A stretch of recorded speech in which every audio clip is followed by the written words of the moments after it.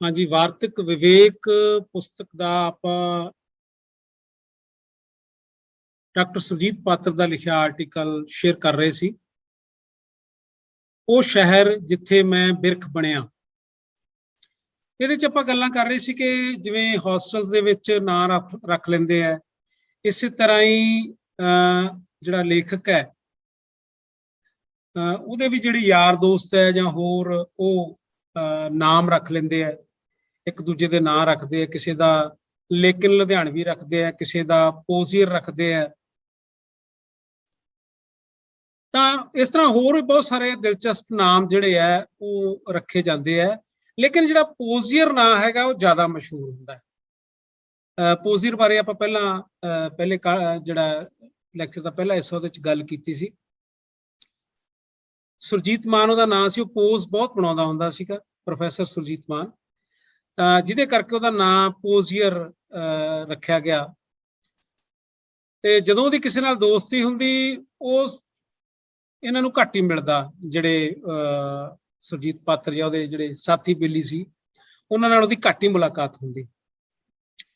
ਤੇ ਫਿਰ ਕਿਸੇ ਸ਼ਾਮ ਆਪਣੀਆਂ ਸ਼ਰਬਤੀ ਅੱਖਾਂ ਨੂੰ ਗੁਲਾਬੀ ਕਰੀ ਯਾਰਾਂ ਦੇ ਬੂਹੇ ਤੇ ਆ ਜਾਂਦਾ, ਤੇ ਇਹ ਸਾਰੇ ਸਮਝ ਜਾਂਦੇ ਕਿ ਸੱਜਰੇ ਟਿੱਟੇ ਨਿਉ ਦੀ ਕਹਾਣੀ ਬਿਆਨ ਕਰਨੀ ਚਾਹੁੰਦਾ।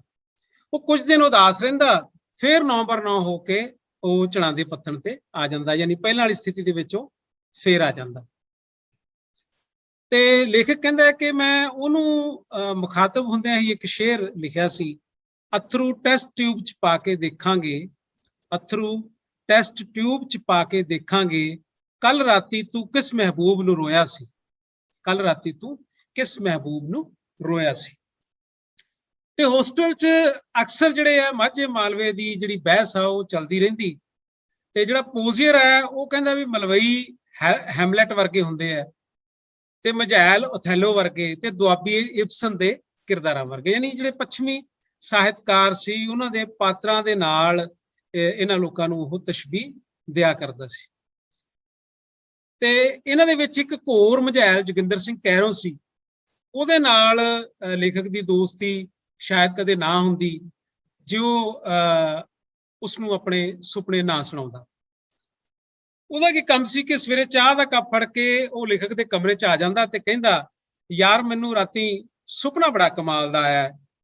ਇੱਕ ਦਿਨ ਉਹਨੇ ਸੁਪਨਾ ਸੁਣਾਇਆ ਕਿ ਸਾਡੇ ਪਿੰਡ ਚੋਰੀ ਹੋ ਗਈ, ਪੰਚਾਇਤ ਇਕੱਠੀ ਹੋਈ, ਸਾਰੇ ਤਰਕੀਬਾਂ ਸੋਚਣ ਲੱਗੇ ਕਿ ਚੋਰ ਕਿਵੇਂ ਫੜੇ ਜਾਣ। ਇੱਕ ਜਣਾ ਕਹਿਣ ਲੱਗਾ, ਤੁਸੀਂ ਉਹ ਅਖਾਣ ਨਹੀਂ ਸੁਣਿਆ ਵੀ ਚੋਰਾਂ ਨੂੰ ਮੋਰ ਪੈ ਗਏ? ਸਾਰੇ ਕਹਿਣ ਲੱਗੇ ਹਾਂ ਵੀ ਇਹਦੀ ਗੱਲ ਤਾਂ ਠੀਕ ਹੈ। ਅਗਲੇ ਪਲ ਪਿੰਡ ਦੀ ਨਹਿਰ ਦੇ ਕਿਨਾਰੇ ਤੇ ਦੂਰ ਹਜ਼ਾਰਾਂ ਮੋਰ ਆਪਣੇ ਪੰਖ ਖੁੱਲੀ ਖੜੇ ਸਨ ਤੇ ਉਹਨਾਂ ਦੇ ਰੰਗਲੇ ਅਕਸ ਨਹਿਰ ਦੇ ਸ਼ਫਾਫ ਪਾਣੀ 'ਚ ਪੈ ਰਹੇ ਸਨ। ਤੇ ਜਿਹੜਾ ਕੈਰੋਂ ਦਾ, ਜੋਗਿੰਦਰ ਸਿੰਘ ਕੈਰੋਂ ਦਾ ਅਰਧ ਚੇਤਨ ਮਨ ਉਸਦੇ ਚੇਤਨ ਮਨ ਨਾਲੋਂ ਵਧੇਰੇ ਸਿਰਜਣਸ਼ੀਲ ਸੀ। ਤੇ ਮਹਿਫਲ ਦੇ ਵਿੱਚ ਉਹ ਗੈਰ ਹਾਜ਼ਰੀ 'ਚ ਕਿਸੇ ਨੇ ਉਹਦੇ ਤੇ ਪਾਤਰ ਦੇ ਉੱਤੇ ਝੂਠਾ ਇਲਜ਼ਾਮ ਲਾਤਾ। ਬਾਹਰ ਅਮਰੀਕਾ ਦੇ ਵਿੱਚ ਕੋਈ ਬੈਠੇ ਸੀਗੇ, ਉਹ ਮਤਲਬ ਲੜਾਕੇ ਦੇ ਤੌਰ ਤੇ ਬੜਾ ਮਸ਼ਹੂਰ ਸੀ ਜੋਗਿੰਦਰ ਸਿੰਘ ਕੈਰੋਂ।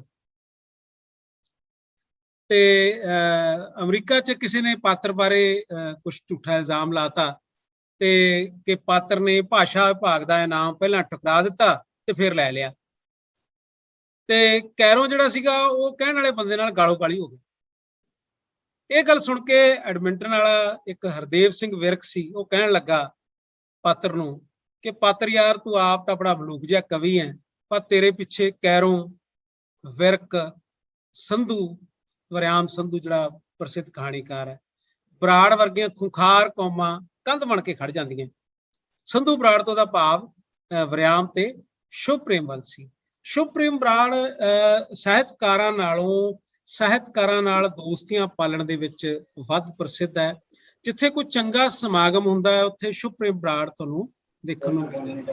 ਪਹਿਲਾਂ ਉਹ ਬਰਜਿੰਦਰਾ ਕਾਲਜ ਫਰੀਦਕੋਟ ਦੇ ਵਿੱਚ ਪੜ੍ਹਾਉਂਦਾ ਰਿਹਾ, ਉਸ ਤੋਂ ਬਾਅਦ ਉਹ ਰਜਿੰਦਰਾ ਕਾਲਜ ਬਠਿੰਡਾ ਦੇ ਵਿੱਚ ਪੜ੍ਹਾਉਂਦਾ ਰਿਹਾ ਤੇ ਉੱਥੇ ਹੀ ਉਹ ਪ੍ਰਿੰਸੀਪਲ ਪ੍ਰਮੋਟ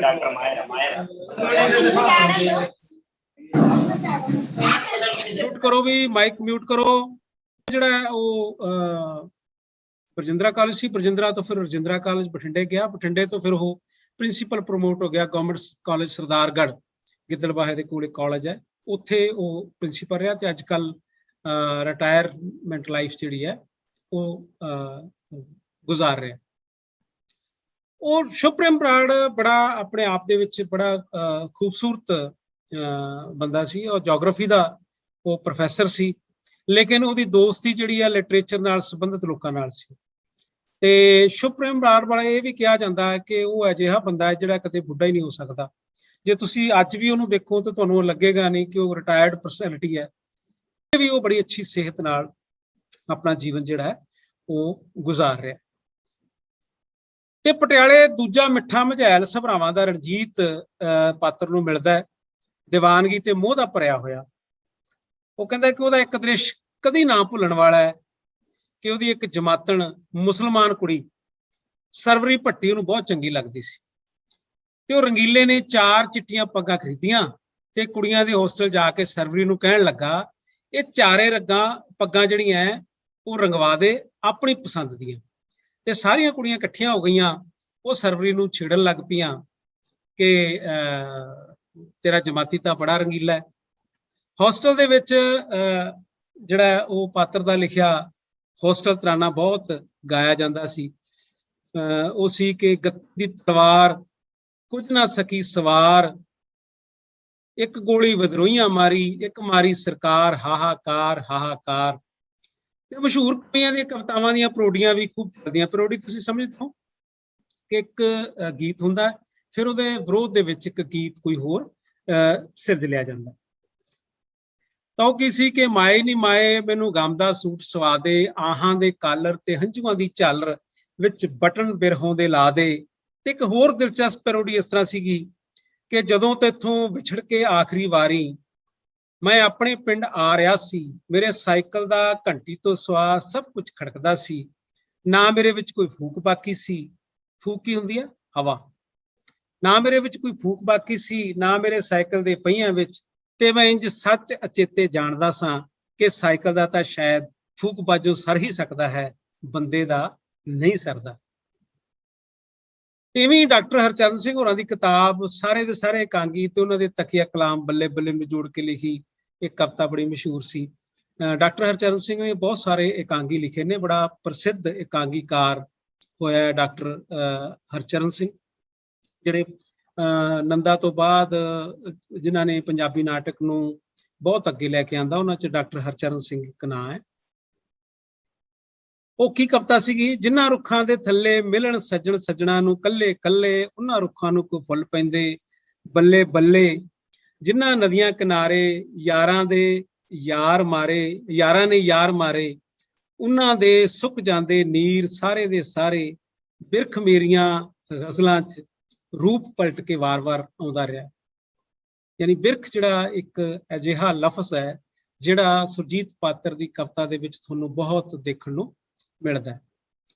ਪਰ ਪੰਜਾਬੀ ਯੂਨੀਵਰਸਿਟੀ ਦੇ ਵਿੱਚ ਉਹ ਪਾਪੂਲਰ ਦੇ ਦਰਖਤ ਸੀ ਜਿਹੜੇ ਹਵਾ 'ਚ ਝੂਲਦੇ ਸੀ, ਜਿਨ੍ਹਾਂ ਨੇ ਸੁਰਜੀਤ ਪਾਤਰ ਨੂੰ ਪ੍ਰਭਾਵਿਤ ਕੀਤਾ, ਜਿਨ੍ਹਾਂ ਦੇ ਹੇਠੋਂ ਦੀ ਹੀਰਾਂ ਦਾ ਝੁੰਡ ਲੰਘਿਆ, ਜਿਸ ਵਿੱਚ ਉਹ ਸੁਪਨੇ ਜਿਹੀ ਨੁਹਾਰ ਜਿਹੜੀ ਹੈ ਉਹ ਵੀ ਸੀ, ਜਿਸ ਦੇ ਲੰਘਦਿਆਂ ਲੇਖਕ ਨੂੰ ਲੱਗਾ ਕਿ ਹਵਾ ਜਿਹੜੇ ਬਿਰਖ ਦੇ ਵਜੂਦ ਨੂੰ ਝੰਜੋੜ ਕੇ ਲੰਘ ਰਹੀ ਹੈ ਉਹ ਬਿਰਖ ਮੈਂ ਹੀ ਹਾਂ, ਇਹ ਮੇਰੇ ਹੀ ਪੱਤੇ ਨੇ ਜਿਹੜੇ ਉੱਡ ਉੱਡ ਕੇ ਉਹਦੀਆਂ ਪੈੜਾਂ ਤੇ ਡਿੱਗ ਰਹੇ ਨੇ।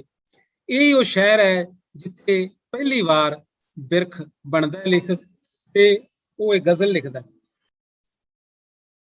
ਹਾਂ, ਉਹ ਗਜ਼ਲ ਪਹਿਲੀ ਵਾਰ ਜਿਹੜਾ ਜਦੋਂ ਲੇਖਕ ਉੱਥੇ ਬਿਰਖ ਬਣਦਾ ਤੇ ਉਹ ਗਜ਼ਲ ਲਿਖਦਾ, ਕੋਈ ਡਾਲੀਆਂ ਚੋਂ ਲੰਘਿਆ ਹਵਾ ਬਣ ਕੇ, ਅਸੀਂ ਰਹਿ ਗਏ ਬਿਰਖ ਵਾਲੀ ਹਾਂ ਬਣ ਕੇ, ਪੈੜਾਂ ਤੇਰੀਆਂ ਤੇ ਦੂਰ ਦੂਰ ਤੀਕ ਮੇਰੇ ਪੱਤੇ, ਡਿੱਗੇ ਮੇਰੀਆਂ ਬਹਾਰਾਂ ਦਾ ਗੁਨਾਹ ਬਣ ਕੇ। ਕਦੇ ਬੰਦਿਆਂ ਦੇ ਵਾਂਗ ਸਾਨੂੰ ਮਿਲਿਆ ਵੀ ਕਰ, ਐਵੇਂ ਲੰਘ ਜਾਣਾ ਹੈ ਪਾਣੀ ਕਦੇ ਵਾਹ ਬਣ ਕੇ। ਇਸ ਤਰ੍ਹਾਂ ਦੀਆਂ ਕਵਿਤਾਵਾਂ ਦਾ, ਇਸ ਤਰ੍ਹਾਂ ਦੀਆਂ ਗਜ਼ਲਾਂ ਦਾ ਦੌਰ ਸੁਰਜੀਤ ਪਾਤਰ ਸ਼ੁਰੂ ਕਰਦਾ ਹੈ ਤੇ MA 'ਚ ਸੁਰਜੀਤ ਪਾਤਰ ਨੂੰ ਗੋਲਡ ਮੈਡਲ ਮਿਲਦਾ ਹੈ ਤੇ ਰਿਸਰਚ ਸਕਾਲਰ ਬਣ ਜਾਂਦਾ ਹੈ ਤੇ 300 ਰੁਪਏ ਵਜੀਫਾ ਵੀ ਮਿਲਣ ਲੱਗ ਜਾਂਦਾ। ਤੇ ਲੇਖਕ ਜਿਹੜਾ ਨਾਟਕ ਨਾਲ ਸੰਬੰਧਿਤ ਕਿਸੇ ਵਿਸ਼ੇ ਤੇ PhD ਕਰਨੀ ਚਾਹੁੰਦਾ ਹੈ, MA ਕਰਦਿਆਂ ਵੀ ਥੀਸਿਸ ਨਾਟਕ ਤੇ ਹੀ ਲਿਖਦਾ ਹੈ ਤੇ ਜਿਹਦਾ ਸਿਰਲੇਖ ਹੈ ਪੰਜਾਬੀ ਨਾਟਕ ਦੇ ਨਵੇਂ ਝੁਕਾਅ। ਨਾਟਕ ਉਹਨੂੰ ਬਹੁਤ ਖਿੱਚ ਪਾਉਂਦਾ ਹੈ। ਪਹਿਲਾਂ ਉਹਨੇ ਯੂਨਾਨੀ ਦੁਖਾਂਤ ਜਿਹੜੇ ਹੈ, ਦੁਖਾਂਤ ਨਾਟਕ, ਉਹ ਲੇਖਕ ਪੜ੍ਹਦਾ ਹੈ। ਤੇ ਉਸ ਤੋਂ ਬਾਅਦ ਪ੍ਰੋਫੈਸਰ ਮੋਹਨ ਸਿੰਘ ਤੇ ਡਾਕਟਰ ਹਰਭਜਨ ਸਿੰਘ ਹੋਰਾਂ ਦੇ ਖੂਬਸੂਰਤ ਅਨੁਵਾਦਾਂ ਨੂੰ ਵੀ ਉਹ ਪੜ੍ਹਦਾ ਹੈ। ਫਿਰ ਸਾਰਤਰ ਦਾ ਮੈਨ ਵਿਦਆਊਟ ਪੋਜ਼ੈਸਡ, ਫਿਰ ਲੋਰਕਾ ਦੇ ਤਿੰਨੇ ਦੁਖਾਂਤ, ਇਹ ਪੱਛਮੀ ਲੇਖਕਾਂ ਦੀਆਂ ਰਚਨਾਵਾਂ ਨੇ। ਉਹਨਾਂ ਦਿਨਾਂ ਦੇ ਵਿੱਚ ਡਾਕਟਰ ਹਰਜੀਤ ਸਿੰਘ ਗਿੱਲ ਜਿਹੜਾ ਹੈ ਉਹ ਨਵਾਂ ਪੈਰਿਸ ਤੋਂ ਆਉਂਦਾ ਹੈ। ਹੋਂਦਵਾਦ ਹਵਾ ਦੇ ਵਿੱਚ ਹੈ। ਹੋਂਦਵਾਦ ਇੱਕ ਐਗਜ਼ਿਸਟੈਂਸ ਦੀ ਗੱਲ ਜਿਹੜੀ ਹੈ ਪੰਜਾਬੀ ਸਾਹਿਤ ਦੇ ਵਿੱਚ ਹੋਣ ਲੱਗਦੀ ਹੈ। ਲੋਕ ਆਪਣੀ ਹੋਂਦ ਜਤਾਉਣ ਦੀ ਕੋਸ਼ਿਸ਼ ਕਰਦੇ ਆ। ਤੇ ਲਾਲੀ ਸਾਹਿਬ ਜਿਹੜੇ ਹੈ, ਜਿਨ੍ਹਾਂ ਦਾ ਜ਼ਿਕਰ ਆਪਾਂ ਪਹਿਲਾਂ ਬਹੁਤ ਕਰ ਚੁੱਕੇ ਹਾਂ, ਉਹ ਸਭ ਸੰਗਤਾਂ ਜਿਹੜੀਆਂ ਉਹ ਇਕੱਠੇ ਹੋ ਜਾਂਦੇ ਆ, ਹਰਜੀਤ ਸਿੰਘ ਗਿੱਲ, ਲਾਲੀ ਤੇ ਸਾਰੇ। ਤੇ ਸਾਰੇ ਮਾਹੌਲ ਦੇ ਵਿੱਚ ਲੇਖਕ ਲਈ PhD ਦਾ ਵਿਸ਼ਾ ਚੁਣਿਆ ਜਾਂਦਾ ਹੈ। ਉਹ ਵਿਸ਼ਾ ਕਿਹੜਾ ਹੁੰਦਾ? ਪੰਜਾਬੀ ਨਾਟਕ ਵਿੱਚ ਹੋਂਦਵਾਦੀ ਸਥਿਤੀਆਂ, ਯਾਨੀ ਜਿਹੜਾ ਨਵਾਂ ਇੱਕ ਕਨਸੈਪਟ ਹੋਂਦਵਾਦ ਦਾ ਚੱਲ ਰਿਹਾ ਉਹਦੇ ਬਾਰੇ।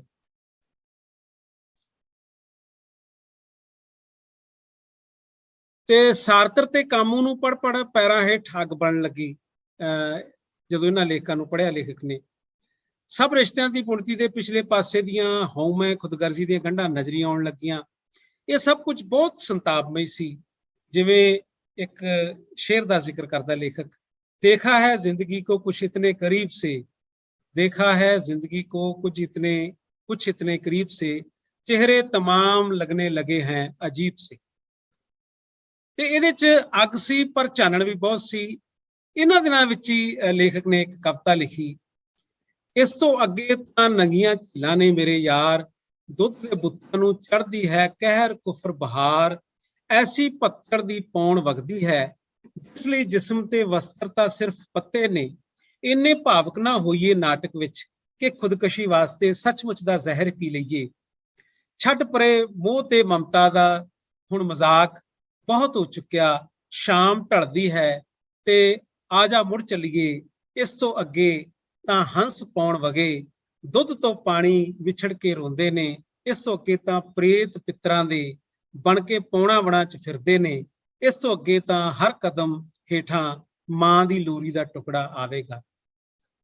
ਤੇ ਉਹਦੀ ਕਵਿਤਾ ਤੇ PhD ਦਾ ਵਿਸ਼ਾ, ਪੁੱਤਾਂ ਦੀ ਜਿਹੜੀ ਸੋਹਬਤ, ਤੇ ਇਹ ਸਾਰਾ ਕੁਝ ਇਹਦੇ ਵਿੱਚ ਪਾਤਰ ਇਸ ਤਰ੍ਹਾਂ ਘੁਲ ਮਿਲ ਜਾਂਦਾ ਹੈ। ਤੇ ਉਹਦੀ ਐਨਰੋਲਮੈਂਟ ਜਿਹੜੀ ਹੈ ਹੋ ਜਾਂਦੀ ਹੈ ਤੇ ਰਜਿਸਟ੍ਰੇਸ਼ਨ ਹੋਣੀ ਅਜੇ ਬਾਕੀ ਹੈ। ਜਦੋਂ PhD ਤੁਸੀਂ ਕਰਦੇ ਹੋ, ਪਹਿਲਾਂ ਐਨਰੋਲਮੈਂਟ ਹੁੰਦੀ ਹੈ, ਉਸ ਤੋਂ ਬਾਅਦ ਉਹ ਵਿਸ਼ੇ ਤੇ ਵਿਚਾਰ ਚਰਚਾ ਹੁੰਦੀ ਹੈ, ਰਿਸਰਚ ਕਮੇਟੀ ਜਿਹੜੀ ਬੈਠਦੀ ਹੈ, ਫਿਰ ਉਹਨੂੰ ਰਜਿਸਟਰਡ ਕੀਤਾ ਜਾਂਦਾ। ਤੇ ਉਹ ਕਹਿੰਦਾ ਕਿ ਆਖਰ ਰਿਸਰਚ ਕਮੇਟੀ ਦੀ ਮੀਟਿੰਗ ਦਾ ਦਿਨ ਜਿਹੜਾ ਆ ਗਿਆ ਤੇ ਉਹਦੇ ਚ ਰਿਸਰਚ ਕਮੇਟੀ ਦਾ ਫੈਸਲਾ ਹੋਣਾ ਸੀਗਾ। ਤੇ ਮੀਟਿੰਗ ਚ ਸ਼ਿਰਕਤ ਕਰਕੇ ਆਏ ਡਾਕਟਰ ਹਰਚਰਨ ਸਿੰਘ, ਜੋ ਕਿ ਪੰਜਾਬੀ ਵਿਭਾਗ ਦੇ ਉਸ ਵੇਲੇ ਮੁਖੀ ਸੀ ਤੇ ਉਹ ਲੇਖਕ ਦੇ ਗਾਈਡ ਵੀ ਸੀ।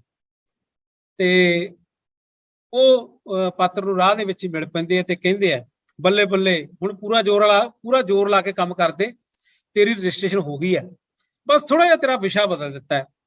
ਉਹ ਹੁਣ ਪੰਜਾਬੀ ਨਾਟਕ 'ਚ ਯਥਾਰਥਵਾਦ ਕਰ ਦਿੱਤਾ ਹੈ, ਯਾਨੀ ਹੋਂਦਵਾਦ ਕੱਟ ਦਿੱਤਾ ਗਿਆ ਤੇ ਯਥਾਰਥਵਾਦ ਕਰ ਦਿੱਤਾ ਗਿਆ। ਮੈਨੂੰ ਇਹ ਥੋੜੀ ਜਿਹੀ ਤਬਦੀਲੀ ਇਉਂ ਹੀ ਲੱਗੀ ਜਿਵੇਂ ਕਿਸੇ ਦੀ ਮੰਗਣੀ ਹੋ ਚੁੱਕੀ ਹੋਵੇ ਤੇ ਇੱਕ ਦਿਨ ਕੋਈ ਉਹਨੂੰ ਆ ਕੇ ਕਹੇ ਵੀ ਤੇਰੇ ਵਿਆਹ ਦੀ ਤਰੀਕ ਪੱਕੀ ਹੋ ਗਈ, ਪਰ ਥੋੜੀ ਜਿਹੀ ਤਬਦੀਲੀ ਕਰਤੀ, ਹੁਣ ਤੇਰਾ ਵਿਆਹ ਚੰਨੋ ਨਾਲ ਨਹੀਂ ਤਾਰੋ ਨਾਲ ਹੋਣਾ। ਯਾਨੀ ਬੰਦਾ ਜਿਹੜਾ ਦਿਮਾਗ ਦੇ ਵਿੱਚ ਕਨਸੈਪਟ ਹੋਂਦਵਾਦ ਦਾ ਬਣਾ ਕੇ ਬੈਠਾ ਸੀ ਕਿ ਮੈਂ ਹੋਂਦਵਾਦ ਦੇ ਵਿਸ਼ੇ ਨੂੰ ਲੈ ਕੇ ਮੈਂ ਨਾਟਕਾਂ ਦੇ ਉੱਤੇ ਰਿਸਰਚ ਕਰੂੰਗਾ, ਪਰ ਰਿਸਰਚ ਕਮੇਟੀ ਜਿਹੜੀ ਉਹਨੂੰ ਹੋਂਦਵਾਦ ਦਾ ਵਿਸ਼ਾ ਚੱਕ ਕੇ ਯਥਾਰਥਵਾਦ ਦਾ ਵਿਸ਼ਾ ਦੇ ਦਿੰਦੀ ਹੈ। ਤਾਂ ਉਦੋਂ ਫਿਰ ਲੇਖਕ ਇਹ ਸੋਚਦਾ ਵੀ ਮੈਨੂੰ ਤਾਂ ਐਂ ਲੱਗਦਾ ਵੀ ਜਿਵੇਂ ਵਿਆਹ ਤੋਂ ਇੱਕ ਦਿਨ ਪਹਿਲਾਂ ਕੁੜੀਆਂ ਬਦਲ ਦਿੱਤੀਆਂ ਹੋਣ।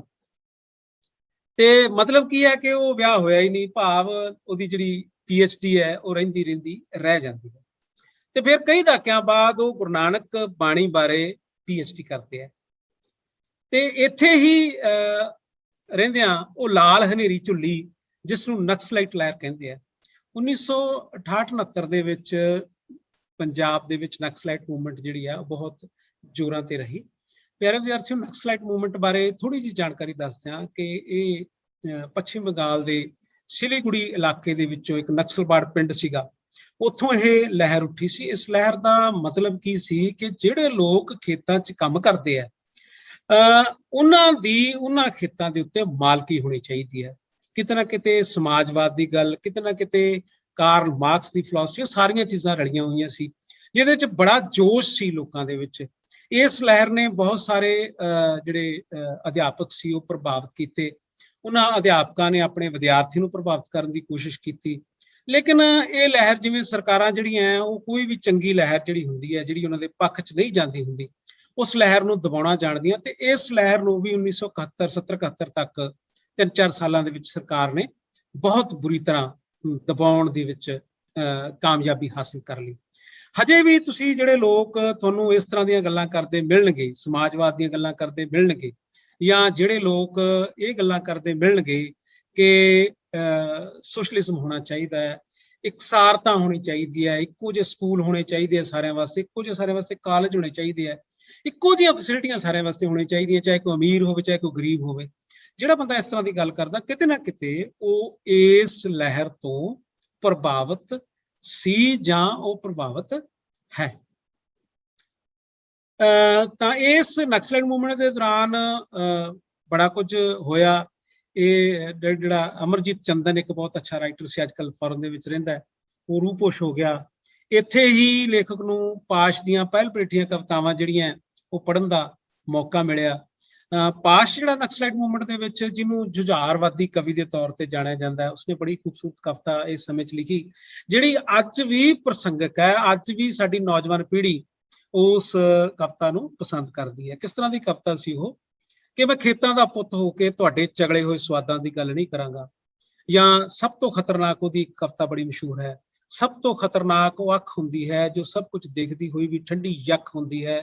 ਸਬਰ ਤੋਂ ਖਤਰਨਾਕ ਹੁੰਦਾ ਹੈ ਸਾਡੇ ਸੁਪਨਿਆਂ ਦਾ ਮਰ ਜਾਣਾ, ਘਰੋਂ ਜਾਣਾ ਕੰਮ ਤੇ ਕੰਮ ਤੋਂ ਘਰ ਆਣਾ, ਤੇ ਸਭ ਤੋਂ ਖਤਰਨਾਕ ਹੁੰਦਾ ਹੈ ਸਾਡੇ ਸੁਪਨਿਆਂ ਦਾ ਮਰ ਜਾਣਾ। ਇਸ ਤਰ੍ਹਾਂ ਦੀ ਭਾਵਨਾ ਵਾਲੀ ਕਵਿਤਾ ਅਵਤਾਰ ਪਾਸ਼ ਲਿਖਦਾ, ਜਿਸ ਨੂੰ ਵੀ ਬਾਅਦ 'ਚ ਜਿਹੜੇ ਉਸੇ ਵਿਚਾਰਧਾਰਾ ਦੇ ਵਿਰੋਧੀ ਸੀ ਉਹਨਾਂ ਨੇ ਉਹਨੂੰ ਮੌਤ ਦੇ ਘਾਟ ਉਤਾਰ ਦਿੱਤਾ ਸੀ।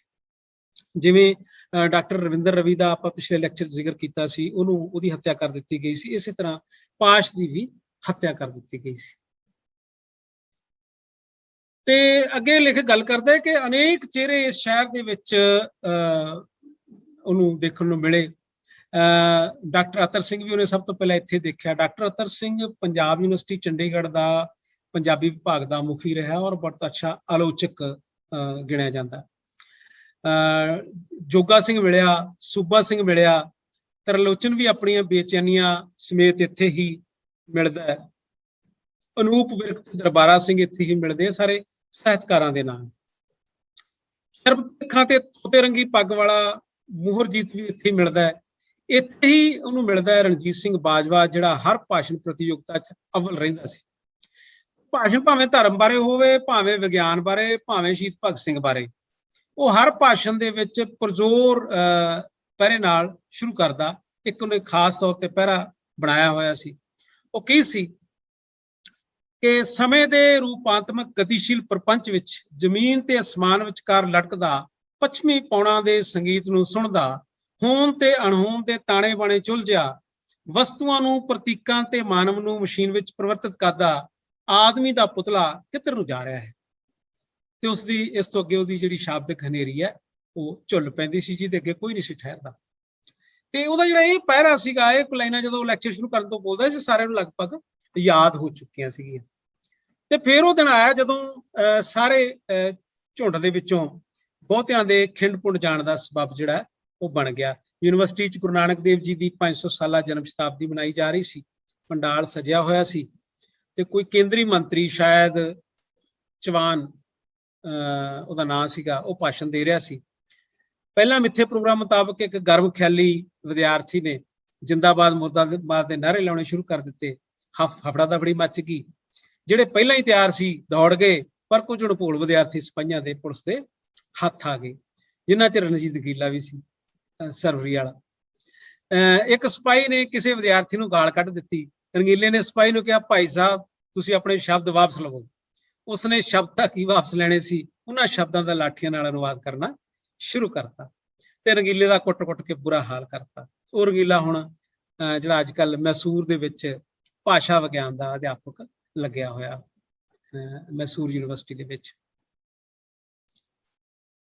ਤੇ ਸ਼ਾਇਦ ਸ਼ਬਦਾਂ ਨਾਲ ਇਸ ਰਿਸ਼ਤੇ ਨੇ ਉਹਨੂੰ ਭਾਸ਼ਾ ਵਿਗਿਆਨੀ ਬਣਾ ਦਿੱਤਾ ਸੀਗਾ। ਤੇ ਵਿਦਿਆਰਥੀਆਂ ਤੋਂ ਬਹੁਤ ਵੱਡੀ ਜਿਹੜੀ ਆ ਉਸ ਵੇਲੇ ਹੜਤਾਲ ਹੋਈ। ਹੜਤਾਲ ਖਤਮ ਹੋਈ ਤਾਂ ਡਾਕਟਰ ਨੂਰ ਦੀ ਨੌਕਰੀ ਤੇ ਮੇਰੀ ਰਿਸਰਚ ਸਕਾਲਰਸ਼ਿਪ ਖਤਮ ਕਰ ਦਿੱਤੀ ਗਈ, ਕਿਉਂਕਿ ਇਹ ਵੀ ਗਰਮ ਖਿਆਲੀਆਂ ਦੇ ਵਿੱਚ ਗਿਣੇ ਜਾਂਦੇ ਸੀ। ਦਲੀਪ ਕੌਰ ਟਵਾਣਾ ਨੂੰ ਖਾਲਸਾ ਕਾਲਜ ਦੇ ਇਵਨਿੰਗ ਸੈਸ਼ਨ 'ਚ ਬਦਲ ਦਿੱਤਾ ਤੇ ਇਸ ਜਲਾਵਤਨੀ ਦੀ ਸਜ਼ਾ ਪਿੱਛੇ ਡਾਕਟਰ ਨੂਰ ਤੇ ਮੇਰੀ ਕਵਿਤਾ ਦਾ ਵੀ ਹੱਥ ਸੀ। ਹੋਰ ਵੀ ਜਿਸ ਅਧਿਆਪਕ ਜਾਂ ਰਿਸਰਚ ਸਕਾਲਰ ਤੇ ਯੂਨੀਵਰਸਿਟੀ ਅਧਿਕਾਰੀਆਂ ਨੂੰ ਵਿਦਿਆਰਥੀਆਂ ਦਾ ਹਮਦਰਦ ਹੋਣ ਦਾ ਸ਼ੱਕ ਪਿਆ, ਉਸ ਤੱਕ ਉਹਨਾਂ ਦੀ ਕਰੋਪੀ ਦਾ ਸੇਕ ਜ਼ਰੂਰ ਪਹੁੰਚਿਆ। ਤੇ ਯੂਨੀਵਰਸਿਟੀ ਤੋਂ ਜਲਾਵਤਨ ਹੋ ਕੇ ਕੁਝ ਚਿਰ ਪਾਤਰ ਤੇ ਡਾਕਟਰ ਨੂਰ ਪਟਿਆਲੇ 'ਚ ਘਰ 'ਚ ਕਮਰਾ ਲੈ ਕੇ ਕਿਰਾਏ ਤੇ ਰਹਿੰਦੇ ਆ। ਉਸ ਘਰ 'ਚ ਕਈ ਜੀ ਹੈ, ਇੱਕ 40 ਕੁ ਸਾਲ ਦੀ ਉਹਦੇ 'ਚ ਸਵਾਣੀ ਹੈ, ਉਹ ਜਮਾਂਦਰੂ ਕੁੱਬੀ ਹੈ ਤੇ ਉਹ ਉਸ ਘਰ ਦੀ ਜਿਹੜੀ ਹੈ ਧੀ ਹੈ। ਉਸਦਾ ਵਿਆਹ ਨਹੀਂ ਹੋਇਆ ਤੇ ਉਹਦਾ ਨਾਮ ਤੇਜੋ ਸੀਗਾ।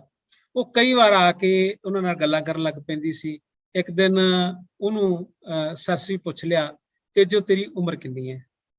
ਉਹ ਕੁਝ ਚਿਰ ਚੁੱਪ ਰਹੀ, ਫਿਰ ਕਹਿਣ ਲੱਗੀ, ਕਾਕਾ ਗੱਲ ਉਹ ਕਰੀਦੀ ਹੈ ਜਿਹੜੇ ਨਾਲ ਦਿਲ ਨੂੰ ਠੰਡ ਪਵੇ।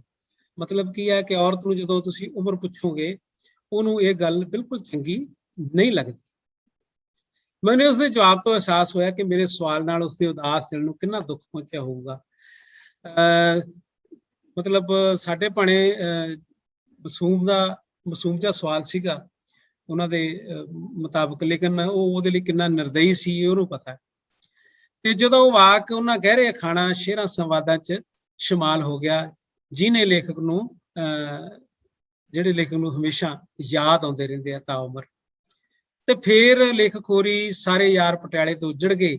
ਜਦੋਂ ਪਹਿਲਾ ਪਲ ਪਟਿਆਲੇ ਆਏ ਸੀ ਤਾਂ ਕਈ ਦਿਨ ਜੀ ਨਹੀਂ ਲੱਗਾ ਸੀ, ਫਿਰ ਐਸਾ ਜੀ ਲੱਗਾ ਕਿ ਕਈ ਮਹੀਨੇ ਘਰ ਨਾ ਜਾਂਦੇ।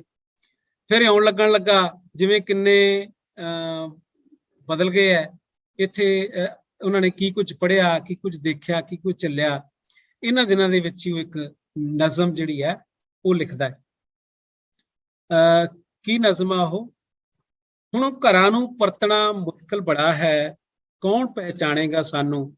ਜਦੋਂ ਤੁਸੀਂ ਵੀ ਕਿਤੇ ਯੂਨੀਵਰਸਿਟੀ ਜਾ ਕੇ ਪੜ੍ਹੋਗੇ, ਯੂਨੀਵਰਸਿਟੀ ਤੋਂ ਵਾਪਸ ਆਉਣ ਨੂੰ ਕਿਸੇ ਦਾ ਦਿਲ ਨਹੀਂ ਕਰਦਾ, ਮਜਬੂਰੀਆਂ ਹੁੰਦੀਆਂ ਨੇ, ਲਾਈਫ ਸੈੱਟ ਕਰਨੀ ਹੁੰਦੀ ਹੈ, ਜਿਹਦੇ ਕਰਕੇ ਅਸੀਂ ਵਾਪਸ ਆ ਜਾਂਦੇ ਹਾਂ।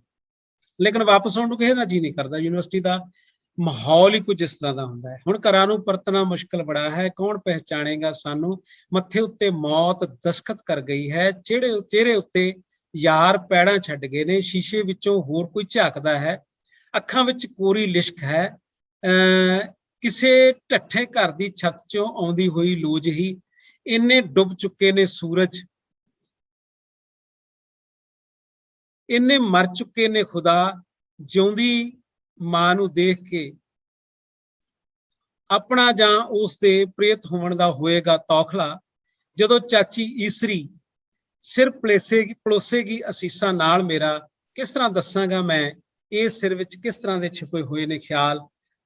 ਜਿਨ੍ਹਾਂ ਅੱਖਾਂ ਨਾਲ ਦੇਖੇ ਨੇ ਦੁਖਾਂਤ, ਕਿਸ ਤਰ੍ਹਾਂ ਮੇਲਾਂਗਾ ਅੱਖਾਂ ਆਪਣੇ ਬਚਪਨ ਦੀ ਮੈਂ ਤਸਵੀਰ ਨਾਲ, ਆਪਣੇ ਨਿੱਕੇ ਵੀਰ ਨਾਲ। ਇਸ ਕਵਿਤਾ ਦੇ ਵਿੱਚ ਲੇਖਕ ਤੋਂ ਚੋਰੀ ਉਹਨਾਂ ਦੋਸਤਾਂ ਦਾ ਦੁੱਖ ਵੀ ਸ਼ਾਮਲ ਹੋ ਜਾਂਦਾ ਹੈ ਜਿਹੜੇ ਦੇਸ਼ ਦੀ ਤਕਦੀਰ ਬਦਲਣ ਲਈ ਘਰੋਂ ਬੇਘਰ ਹੋਏ ਫਿਰਦੇ ਸੀਗੇ ਤੇ ਉਹ ਵਾਪਸ ਕਦੇ ਨਹੀਂ ਮੁੜ ਸਕੇ।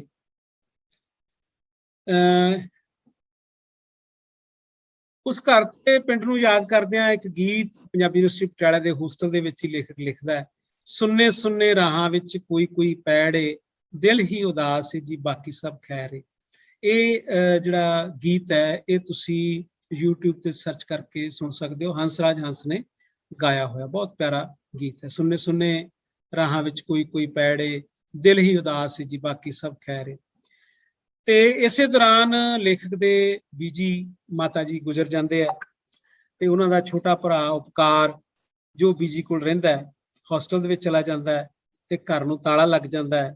ਹੁਣ ਉਹ ਘਰ ਇੱਕ ਮਲਬਾ ਬਣ ਜਾਂਦਾ ਹੈ ਤੇ ਪਟਿਆਲਾ ਛੱਡਣ ਦੇ ਆਖਰੀ ਦਿਨਾਂ ਵਿੱਚ ਹੀ ਇੱਕ ਸ਼ਾਮ ਨੂੰ ਲੇਖਕ ਫਿਰ ਇੱਕ ਗਜ਼ਲ ਲਿਖਦਾ ਹੈ। ਮੇਰਾ ਸੂਰਜ ਡੁੱਬਿਆ ਹੈ, ਤੇਰੀ ਸ਼ਾਮ ਨਹੀਂ ਹੈ, ਤੇਰੇ ਸਿਰ ਤੇ ਤਾਂ ਸਿਹਰਾ ਹੈ, ਇਲਜ਼ਾਮ ਨਹੀਂ ਹੈ। ਇੰਨਾ ਹੀ ਬਹੁਤ ਹੈ ਮੇਰੇ ਖੂਨ ਨੇ ਰੁੱਖ ਸਿੰਜਿਆ, ਇੰਨਾ ਹੀ ਬਹੁਤ ਹੈ ਕਿ ਮੇਰੇ ਖੂਨ ਨੇ ਰੁੱਖ ਸਿੰਜਿਆ, ਕੀ ਹੋਇਆ ਜੇ ਪੱਤਿਆਂ ਤੇ ਮੇਰਾ ਨਾਮ ਨਹੀਂ ਹੈ।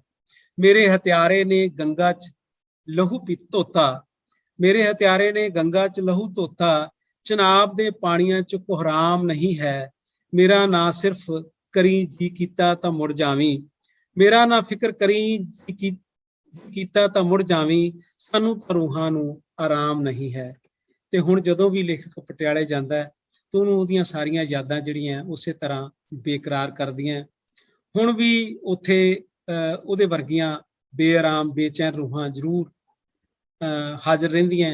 ਹੁਣ ਵੀ ਦਰਖਤਾਂ ਦੇ ਪੱਤੇ ਜਿਹੜੇ ਆ ਉੱਡ ਉੱਡ ਕੇ ਕਿਸੇ ਦੀਆਂ ਪੈੜਾਂ ਤੇ ਡਿੱਗਦੇ ਹੈ, ਪਰ ਲੇਖਕ ਦਾ ਪਟਿਆਲਾ ਉਹਦੇ ਮਨ 'ਚ ਵਸਦਾ ਹੈ, ਇਸ ਧਰਤੀ ਉੱਤੇ ਨਹੀਂ ਵਸਦਾ। ਜਦ ਪਹਿਲੇ ਦਿਨ ਟਿਵਾਣਾ ਸਾਹਿਬ ਨੂੰ ਮੈਡਮ ਟਿਵਾਣਾ ਜਦ ਪਹਿਲੇ ਦਿਨ ਪਾਤਰ ਸਾਹਿਬ ਨੂੰ ਮੈਡਮ ਟਿਵਾਣਾ ਪੜ੍ਹਾਉਣ ਆਏ ਤਾਂ ਉਹਨਾਂ ਨੇ ਕਿਹਾ ਸੀ, ਇੱਕ ਦੁਨੀਆ ਵਿੱਚ ਅਸੀਂ ਵਸਦੇ ਹਾਂ ਤੇ ਇੱਕ ਦੁਨੀਆ ਸਾਡੇ ਅੰਦਰ ਵਸਦੀ ਹੈ। ਇਸ ਵਾਕ ਦੀ ਪੂਰੀ ਸਮਝ ਲੇਖਕ ਨੂੰ ਬਾਅਦ 'ਚ ਆਉਂਦੀ ਹੈ। ਬਿਲਕੁਲ ਇਸੇ ਤਰ੍ਹਾਂ ਕਿ ਅਸੀਂ ਇੱਕ ਦੁਨੀਆ ਜਿਹੜੀ ਦੇਖਦੇ ਹਾਂ ਉਹ ਹੈ, ਇੱਕ ਦੁਨੀਆ ਸਾਡੇ ਮਨ ਦੇ ਅੰਦਰ ਵਸਦੀ ਹੈ, ਜਿਹਦੇ ਵਿੱਚ ਅਸੀਂ ਇਕੱਲੇ ਵਿਚਰਦੇ ਹਾਂ, ਸੋਚਦੇ ਹਾਂ, ਆਪਣੇ ਖਿਆਲਾਂ ਦੇ ਨਾਲ ਦੋ ਚਾਰ ਹੁੰਦੇ ਆ। ਤਾਂ ਇਹ ਸੀ ਚੈਪਟਰ ਉਹ ਸ਼ਹਿਰ ਜਿੱਥੇ ਮੈਂ ਬਿਰਖ ਬਣਿਆ, ਡਾਕਟਰ ਸੁਰਜੀਤ ਪਾਤਰ ਦੀ ਰਚਨਾ ਸੀ। ਮੇਰਾ ਖਿਆਲ ਹੈ ਕਿ ਤੁਹਾਨੂੰ ਇਹ ਚੈਪਟਰ ਬਹੁਤ ਪਸੰਦ ਆਇਆ ਹੋਊਗਾ। ਇਸ ਤੋਂ ਬਾਅਦ ਜਿਹੜਾ ਵੀ ਚੈਪਟਰ ਤੁਸੀਂ ਕਰਨਾ ਚਾਹੋਗੇ ਉਹ ਚੈਪਟਰ ਮੈਂ ਤੁਹਾਡੇ ਸਾਹਮਣੇ ਲੈ ਕੇ ਹਾਜ਼ਰ ਹੋ ਜਾਵਾਂਗਾ। ਜੇ ਤੁਸੀਂ ਮੈਨੂੰ ਦੱਸ ਸਕੋ ਕਿ ਕਿਹੜਾ ਚੈਪਟਰ ਤੁਸੀਂ ਪੜ੍ਹਨਾ ਚਾਹੁੰਦੇ ਹੋ ਤਾਂ ਮੈਂ ਉਹੀ ਅਗਲੇ ਲੈਕਚਰ ਦੇ ਵਿੱਚ ਲੈ ਕੇ ਆਵਾਂ।